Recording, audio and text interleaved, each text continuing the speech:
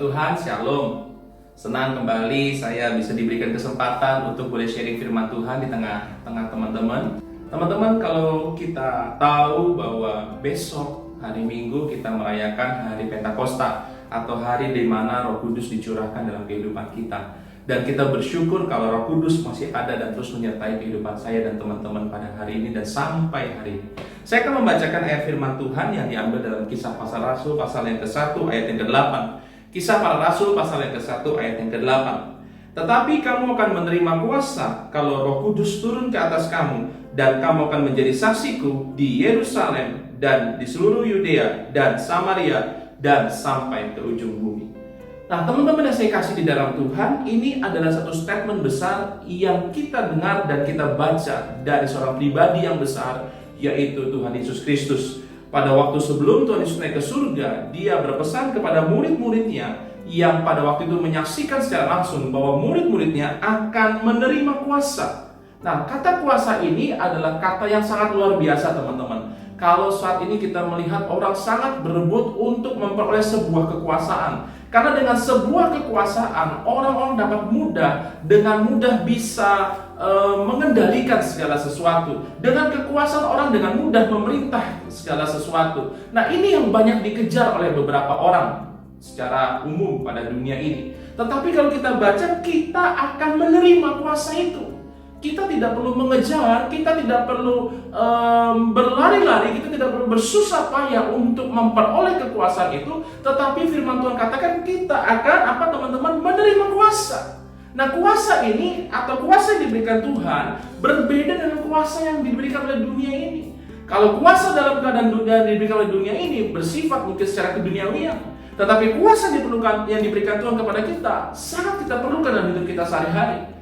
Di tengah masa-masa pandemi ini, di tengah masa-masa COVID-19 ini, semua orang berjuang dengan mempertahankan segala cara untuk hidupnya tetap berlangsung. Tapi kita sebagai anak-anak Tuhan punya power, punya kuasa, di mana Tuhan ada beserta dengan kita. Tetapi teman-teman, kita akan menerima kuasa, di situ bukan hanya gratis kuasa itu, kalau Roh Kudus turun ke atas kita.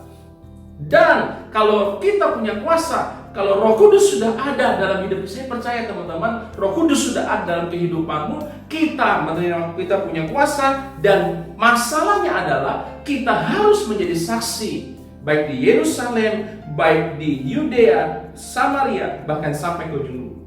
Nah, ketika Tuhan memberikan kita power atau kuasa melalui Roh Kudusnya yang dicurahkan, kita harus bisa menjadi saksi. Anak-anak muda zaman sekarang, apakah bisa berhasil menjadi saksi ya Tuhan? Hari ini kita belajar dari pribadi ini. Kita belajar dari pribadi Yesus. Bagaimana Yesus berhasil, bahkan Yesus menjadikan dirinya sebagai saksi yang dilihat oleh banyak orang. Bahkan bukan hanya murid-muridnya, banyak orang yang percaya dan mengikut Yesus. Coba teman-teman, saya mengajak kita melihat dalam Kisah Para Rasul pasal yang ke-1 ayat yang ke-4. Kisah Para Rasul pasal yang ke-1 ayat yang ke-4. Pada suatu hari ketika ia makan bersama-sama dengan mereka. Stop sampai di situ dulu. Nah, teman-teman, kalau kita membaca ayat 4 ini yang bagian yang A, rasanya sudah tidak asing. Tuhan Yesus ini identik dengan makan bersama-sama. Teman-teman tentu ingat, sebelum Yesus disalibkan, dia mengadakan makan-makan dulu. Perjamuan terakhir, ketika Yesus menampakkan diri kepada rasul-rasulnya, pada waktu itu ada Petrus dan para nelayan yang lain. Kalau teman-teman membaca dalam Injil Yohanes pasal 21, Yesus juga mengajak makan, mengajak sarapan murid-muridnya. Yesus tidak mencari dulu Petrus yang mungkin dulu mengkhianati dia. Yesus tidak mencari murid-murid yang dulu mungkin mengkhianati dia, tidak. Tapi dia mencari murid-muridnya untuk mengajak sarapan bersama. Dan sebelum Yesus naik ke surga pun, firman Tuhan dengan jelas katakan, ia makan bersama-sama dengan mereka. Ini berbicara apa teman-teman? Berbicara gaya hidup yang Yesus teladankan. Gaya hidup yang selalu sederhana. Gaya hidup yang selalu mau bersama-sama dengan orang. Bagaimana dengan gaya hidup kita? Kita bisa berhasil menjadi saksi kalau kita mempunyai gaya hidup seperti Kristus. Bukan masalah yang kita melayani, tetapi bagaimana hidup kita sehari-hari dinilai oleh banyak orang. Anak-anak muda zaman sekarang harus benar-benar takut akan Tuhan. Jangan sampai ketika kita melayani Tuhan, jangan sampai ketika kita mungkin sudah ada dalam bidang pelayanan apapun yang Tuhan sudah percayakan, justru hidup kita menjadi batu sandungan. Pelayanan kita yang paling berhasil bukan di gereja, itu bagus. Pelayanan kita yang paling berhasil adalah bagaimana orang-orang di sekitar kita boleh memperoleh berkat dari kehidupan kita. Bagaimana orang-orang di sekitar kita, orang-orang yang terdekat sekalipun, boleh menikmati buah yang manis dalam kehidupan kita. Kalau kita sebagai anak-anak remaja, anak-anak pemuda, kita mungkin masih melawan orang tua. Bagaimana kita ketika kita melayani orang, mungkin orang tua kita saat itu sedang menangis karena melihat kelakuan kita. Oleh sebab itu, kalau engkau mau menjadi saksinya Tuhan di tengah-tengah kehidupan dunia yang sekarang ini sedang menuju kepada akhirnya, engkau harus memperhatikan gaya hidupmu sehari-hari. Engkau harus bisa mempunyai kesederhanaan seperti Yesus. Engkau harus bisa mempunyai hidup yang sepadan dengan kebenaran firman Tuhan. Sehingga ketika engkau berada dimanapun juga, hidupmu tidak menjadi batu sandungan bagi orang lain. Saya lanjutkan lagi ayatnya. Pada suatu hari ketika ia makan bersama-sama dengan mereka, ia melarang mereka meninggalkan Yerusalem dan menyuruh mereka tinggal di situ, menantikan janji Bapa yang demikian katanya telah kamu dengar daripadaku. Yang kedua, di sini ada kata Yesus melarang mereka. Siapa mereka? Yaitu murid-muridnya yang pada waktu itu menemani Yesus. Nah, jujur Bapak teman-teman yang saya kasih dalam Tuhan, kadang-kadang kita juga sering bentrok dengan apa yang dilarang oleh Tuhan. Jujur teman-teman, mungkin kita sering berontak dengan apa yang menjadi larangan dalam firman Tuhan. Kenapa? Karena kita berpikir kita masih muda. Karena kita berpikir kita masih bisa untuk kita melakukan segala hal dengan kenikmatan dunia ini. Tetapi teman-teman, kalau teman-teman lihat dalam Kisah Para Rasul, justru dengan larangan Tuhan, 10 hari kemudian Roh Kudus dicurahkan di dalam kehidupan para murid-muridnya. Di balik larangan Tuhan teman-teman, saya percaya ada berkat yang Tuhan sediakan. Asal kita mau taat saja, maka Tuhan akan menyertai dan memberkati masa depan kita. Asal kita taat saja, kita tidak memberontak apa yang tertulis dalam firman Tuhan kita lakukan, maka kita percaya sebagai anak-anak muda, hidup kita ada di dalam tangan Tuhan. Jangan memberontak. Firman Tuhan itu ya dan amin. Kalau kita memberontak, maka Tuhan akan menjauhkan diri. Dan Tuhan berkata, suka-suka lu deh, mau-mau lu. Kalau kita boleh pakai kata hashtag sekarang, Indonesia terserah. Mungkin karena Tuhan sudah muat dengan kita, Tuhan bisa berkata mungkin bisa berkata dengan hashtagnya, terserah kamu deh. Terserah kamu mau melakukan. Ya ini udah gak enak teman-teman. Kalau sampai Tuhan berkata terserah kamu, itu menjadi satu hal yang tidak enak dalam kehidupan kita. Oleh sebab itu saya percaya di balik setiap apa yang Tuhan larang dalam hidup kita, banyak teman-teman di Alkitab dari Kejadian sampai Wahyu. Jangan ini, jangan ini, jangan ini, dan jangan ini. Saya percaya di situ Tuhan akan menunjukkan berkat yang luar biasa. Sebagai anak muda, saya pun masih muda dan saya pernah mengalami masa-masa seperti teman-teman semua. Rasanya untuk taat itu susah, sangat sekali susah. Kenapa? Emosi masih ada, jiwa muda itu masih ada. Sehingga teman-teman, ketika firman Tuhan itu datang, saya maunya nih, firman Tuhan yang enak-enak deh buat daging saya, buat daging kita semua. Kadang kita suruh mentaati orang tua. Kadang-kadang kita kalau mentaati orang tua, kita sering protes teman-teman. Kenapa? Orang tua kita kuno, orang tua kita mungkin gak ngerti keadaan kita. Justru orang tua itu adalah wakil Allah untuk mendidik kita. Perjalanan hidup yang sangat panjang ini, kita membutuhkan orang-orang di sekitar kita yang menuntun kehidupan kita.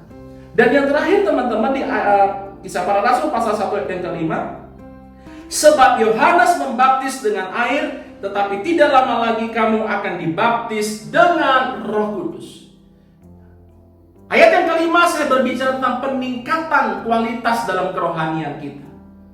Dengar anak muda, berapa lama engkau sudah mengikut Tuhan? Berapa lama engkau sudah dibaptis secara selam di gereja? Berapa lama engkau sudah mengiring Tuhan dalam pelayanan? Tapi pertanyaannya hari ini, apakah engkau sudah mengalami peningkatan rohani dalam hidupmu? Hanya engkau dan Tuhan yang tahu. Jangan selalu menjadi Kristen anak-anak. Kapan engkau dewasa? Dan saatnya sekarang bukanlah saat yang bermain-main lagi. Indonesia sudah terus bergejolak. Indonesia sudah terus memperoleh wawasan untuk mendatangkan sesuatu hal yang baru yang kita tidak tahu akan terjadi apa nanti. The new normal itu akan datang. Dan saya percaya firman Tuhan akan digenapi. Anak muda dengar baik. Kalau hari ini engkau tidak mengalami peningkatan rohani, hanya itu saja. Dengan datang ke gereja, duduk, dengar firman pulang, tapi engkau terus melakukan kegiatan dosa itu. Engkau berkali-kali ke gereja dan engkau selalu jatuh bangun di dalam dosa, maka engkau belum bisa menjadi saksi Tuhan. Orang lain akan mencela engkau, percuma lu ke gereja, buat apa ke gereja, lebih baik gua nih, orang yang gak kenal Tuhan. Justru hidup kita akan menjadi batu sandungan. Oleh sebab itu saya percaya, teman-teman saya, Jim, kalau engkau hari-hari ini taat akan Tuhan, maka engkau akan diangkat Tuhan menjadi kepala dan bukan menjadi ekor. Hidup kita akan menjadi berkat. Hidup kita akan menjadi satu panutan. Firman Tuhan katakan meskipun kita muda, tapi kalau hidup kita menjadi teladan, maka nama Tuhan akan dipermuliakan. Oleh sebab itu hari ini Tuhan hanya mau minta kita menjadi saksi-saksinya Tuhan. Mungkin secara langsung kita berkata, Tuhan saya kan tidak menyaksikan secara langsung ketika engkau naik ke surga. Bukan itu. Tapi bagaimana ketika engkau mengiring Tuhan hari demi hari. Bagaimana orang lain melihat kehidupanmu. Di saat sekarang mungkin orang sedang kesusahan, engkau tetap bertahan. Karena engkau dan saya punya Tuhan yang luar biasa. Bagaimana di saat orang-orang sedang tidak ada harapan, tetapi engkau tetap optimis. Itu karena engkau dan saya punya Tuhan yang luar biasa. Hari-hari dunia membutuhkan saksi-saksinya Kristus. Ingat, Roh Kudus dicurahkan supaya kita menjadi saksi-saksinya Tuhan di akhir zaman ini. Kita menjadi generasi akhir. Kita boleh terus menyongsong, menanti kalau Tuhan datang. Kita katakan, saya siap Tuhan. Dan Tuhan pakai hidup saya yang masih muda ini. Ingat teman-teman, hidup kita hanya sementara. Kita tidak tahu kapan kita pulang. Ada tiga poin penting. Hidup kita bukan di awal, tapi di akhir yang menentukan. Hidup kita bukan berapa panjang usia kita, tetapi apakah kita bisa mengisi hidup kita sebagai anak muda di akhir zaman. Dan hidup kita bukan berasal dari mana kita datang, tetapi kemana kita akan pulang. Tujuan kita hanya satu, surga yang mulia. Teman-teman, mari saya menghimbau melalui firman Tuhan yang sangat singkat ini, hidup kita harus bisa menjadi saksinya Tuhan. Bagaimana gaya hidup kesederhanaan kita, bagaimana perkataan kita sehari-hari, bagaimana perbuatan kita sehari-hari, bagaimana sikap kita sehari-hari, bagaimana perlakuan kita terhadap orang tua sehari-hari. Itulah yang sangat menentukan, dan itulah sangat menentukan untuk kita menginjil orang satu persatu. Bukan ketika kita hebat melayani di mimbar, itu nggak salah. Tapi penginjilan yang efektif adalah bagaimana orang melihat kehidupan kita. Yang kedua, di setiap larangan yang Tuhan berikan dalam firman Tuhan, ada berkat yang Tuhan sudah siapkan. Asal kita taat, maka engkau akan melihat kemuliaan Tuhan dan pembelaan Tuhan. Dan yang terakhir, engkau dan saya harus mengalami peningkatan rohani. Hari ini kau mengikut Tuhan sudah berapa lama teman-teman? Mungkin kau berkata saya baru setahun, 2 tahun, 3 tahun. Terus tingkatkan kerohanian, terus tingkatkan level imanmu, terus tingkatkan kedewasaan rohanimu. Sampai pada satu titik saya dan teman-teman siap menjadi mempelainya Kristus untuk boleh menyongsong kedatangan Tuhan Yesus yang kedua kali. Nama Tuhan dipermuliakan. Mari saja teman-teman untuk berdoa. Bapa di surga, terima kasih Tuhan buat setiap kebenaran firman Tuhan yang kami terima.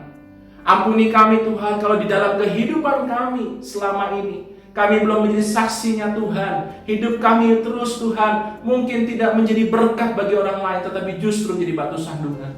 Melalui peristiwa Pentakosta ini, Roh Kudus menyadarkan kami harus merubah sikap kami supaya hidup kami disukai oleh banyak orang. dengan gaya hidup kami yang sederhana, dengan gaya hidup kami yang apa adanya, perkataan kami, perbuatan kami. Tuhan tolong supaya apa yang kami lakukan memuliakan nama Tuhan, bukan memalukan nama Tuhan. Dan Tuhan mampukan kami untuk kami belajar taat, karena ketaatan itu mahal harganya. Kami tahu ada harga yang harus dibayar dalam sebuah ketaatan. Tetapi tidak sampai di titik itu, Tuhan menyediakan berkat di balik ketaatan itu. Dan kami juga mampukan kami harus meningkatkan level iman kami, kerohanian kami. Kami nggak mau begini-gini aja Tuhan. Kami terus satu level, sampai pada kami menuju kepada kesempurnaan Tuhan. Berkati anak-anak muda, teman-teman kami, Jim, supaya tetap hidup benar di hadapan Tuhan di akhir zaman ini. Supaya ketika sangkakala berbunyi, kami boleh bersama-sama dengan Tuhan. Terima kasih Tuhan. Inilah setiap kebenaran firman Tuhan yang kami terima. Dalam nama Tuhan Yesus kami berdoa. Haleluya. Amin. Tuhan Yesus berkati teman-teman semua. Shalom. Selamat malam.